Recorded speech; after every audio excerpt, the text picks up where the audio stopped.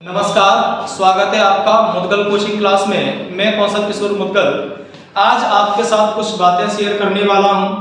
मैंने खासकर ऑफलाइन लोगों से जब बात की है, या मैं खुद भी ऑफलाइन कई बार पढ़ाता हूं तो कई लोगों से मिलता हूं, तो बहुत सारे लोग इस बात के लिए कंफ्यूज हैं कि एक तो कैसे पढ़ें, क्या पढ़ें, कितना पढ़ें और किस तरीके से पढ़ें, पहली बात। दूसरी बात कि पढ़ें ना पढ़ें, भर्ती, भ्रष्टाचार, इन बातों को लेकर। तो चलिए आज हम कुछ बातें बताते हैं। आज सबसे पहले मैं आपको बताऊंगा तैयारी जीत, यानी हम लोग कैसे अपने सिलेक्शन की तैयारी कर सकते हैं, जीतने की तैयारी कर सकते हैं। तो खासकर हम लोग जब तैयारी करते हैं तो दो पहलू हमारे दिमाग में रहते हैं। एक तो रहता है कि ये चीजें सरल हैं, आराम से हो जाएंगी। एक रहता है ये चीजें कठिन हैं, हमसे होने वाली नहीं।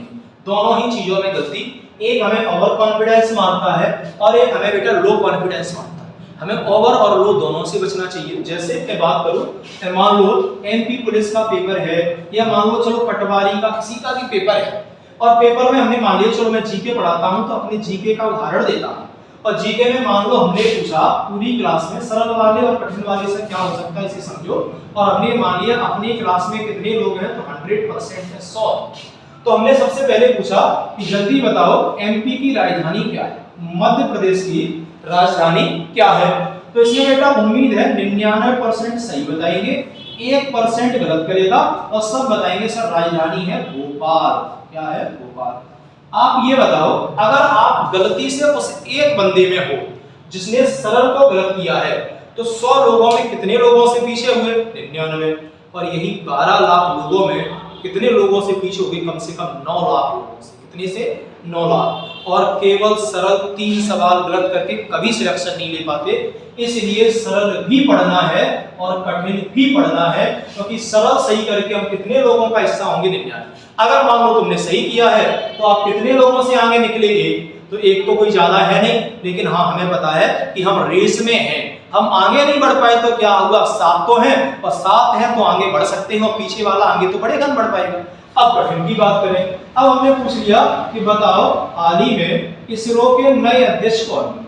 तो इसमें जो करेंट नहीं पढ़ रहे उन्हें नहीं पता था, इसमें 99% ने मान लो कर दिया गलत, और 1% ने क्या कर दिया बेटा इसमें सही। अब मान लो आप उन 99 में हो तो कितने से पीछे हुए? 1 से। तो ज्यादा फर्क नहीं पड़ेगा। लेकिन अगर आप उस एक व्यक्ति में हो जिसको सबने नहीं बताया, तो आप 99 से आगे निकलोगे, और 12 लाख लोगों में, 10 लाख लोगों में सोच लो कितने आगे निकलोगे। तो केवल 3 कठिन सवाल हमें दिला सकते हैं सिलेक्शन, और केवल 3 सरल सवाल हमसे छुड़वा सकते हैं सिलेक्शन। इसलिए अक्सर हमने देखा है जब बच्चे को अंग्रेजी पढ़ाई जाएगी, मैथमेटिक्स में हायर पढ़ाते हैं, जीके में साइंस एंड टेक्नोलॉजी, फिजिक्स और केमिस्ट्री पढ़ाते हैं, स्टैटिक जीके और मिसलेनियस पढ़ाते हैं, तो उन्हें लगता है कठिन है, ये होगा नहीं।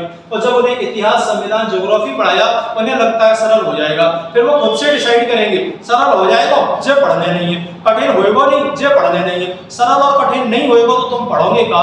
अगर तुम पढ़ने आए हो, कंपटीशन की तैयारी कर रहे हो, तो ये बात आज समझ लो अच्छे से, कंपटीशन अब एक तैयारी नहीं है, ये एक युद्ध की तैयारी है, ये एक लड़ाई है। और लड़ाई है उन 12 लाख लोगों से जिनमें जीत कर आएंगे केवल 3 से 4 हजार लोग। तो पहले जाइए आईने के सामने खड़े होकर खुद से पूछिए कि तुम्हें तैयारी करनी है या नहीं। अगर तुम्हारी अंदर आत्मा गवाही दे कि हाँ तुम्हें पढ़ना है, तैयारी करनी है, तो लगा दो दिन रात, कर दो ये, जुड़ जाओ हमारे साथ तैयारी जीत की।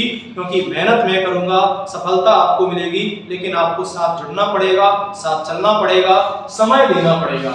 एक दिन में कुछ नहीं होगा, लेकिन एक दिन सब कुछ होगा।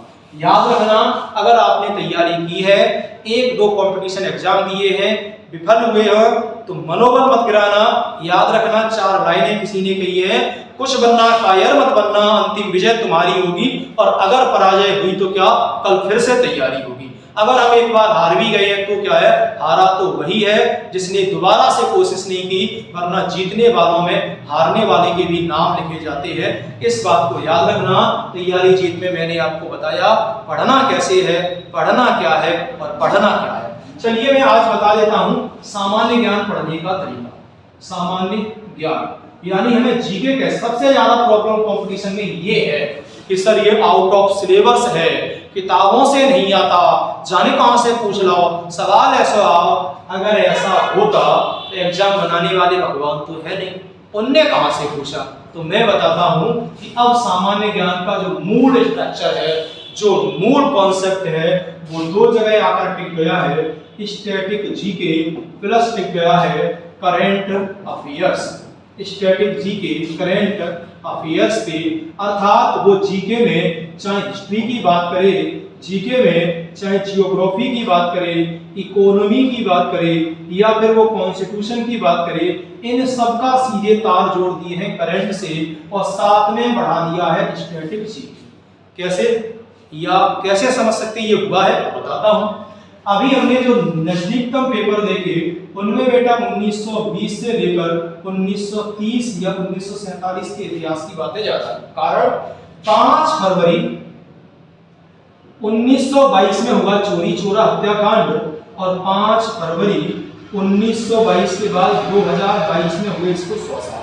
अब सीधी बात है, स्वर्ण जयंती मनाई गई, अखबार में आया, लोगों ने पढ़ा, और जब टीचर ने पढ़ा तो उस टीचर ने यहीं से सवाल बनाना शुरू किए, क्योंकि मनोविज्ञान कहता है जिसे देखते हो, जिसे सुनते हो, पहले दिमाग में आता है। जैसे एक कुत्ता है, तुम नीचे झुकोगे तो उन्हें हमेशा लगेगा कि आपने पत्थर उठाया है।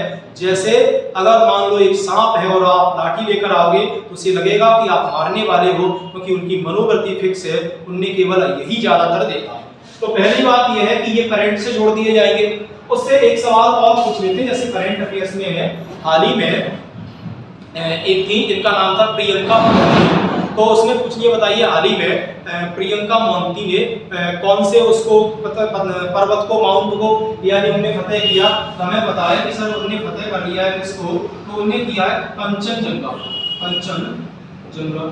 अब कंचनजंगा से सवाल किसका आया बेटा? प्रियंका मोहंती। और प्रियंका मोहंती का सवाल आया है। अब इनसे जुड़े हुए सवाल पूछे।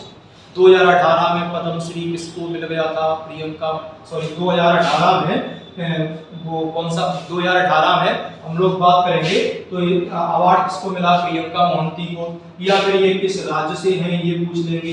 इसरो का सवाल कोई आया, फुल फॉर्म बताओ, अध्यक्ष बताओ, क्या है, इन सारी बातों को पढ़ेंगे। तो याद रखना, स्टैटिक जीके हम लोग पढ़ेंगे करंट अफेयर्स के साथ साथ। आपको आज से ही या कल से आपको करंट के वीडियो मिलेंगे।